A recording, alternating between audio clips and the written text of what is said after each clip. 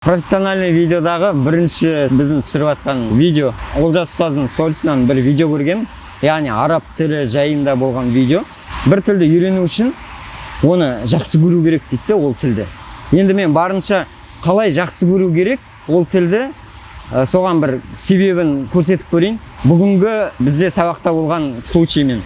Осылай ұстаз дейтін бізде каанна деген тақырып болып жатыр бізде. Инна ва ахаватуха деген сондай грамматический правило болып жатыр. Каждый бүйтіп задание болып тексеріп жатыр да, маған бір сөйлем келіп каанна захрата. Ары қарай сөйлемі жоқ. Яғни орнына бір сөз қою керек мағына шығу үшін. Енді мен қарасам, ол сөзді каанна захрата деген, каанна деген сөз ол ұқсайды деген сөз.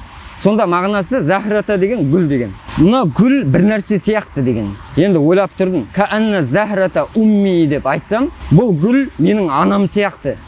Бір түр ойлап қоям, мынау мағына шықпай қалатын сияқты деген сияқты. Қалай ол? Мына гүл менің анам сияқты деп. Бірақ енді былай ойладым, менде басқа вариант болған жоқ жауап беретін. Сосын тұрдым да ұстазға айттым, былай айтып көруге бола ма деп. Каанна захрата умми.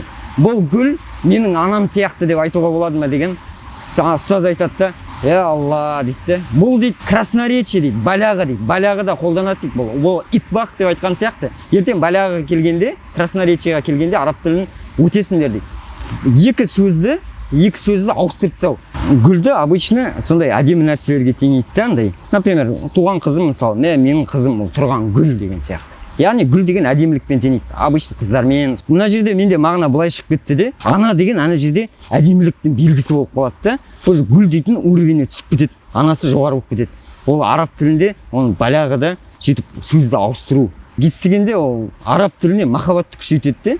Негізі араб тілін үйреніп, оның әдебиетін оқитын болса, адамның ойлау қабілетін күшейтеді.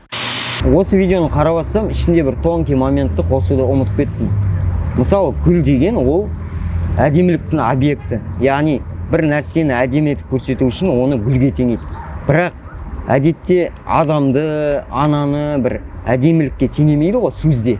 Бірақ араб тілінің бір әдемілігі бұл ана жерде конструкцияны алып, екеуінің орнын ауыстырып тастады. Ана сол гүлдің объектісін алып. Яғни объектісін дегенде функциясын алып. Яғни гүл менің анам сияқты әдемі деген сияқты.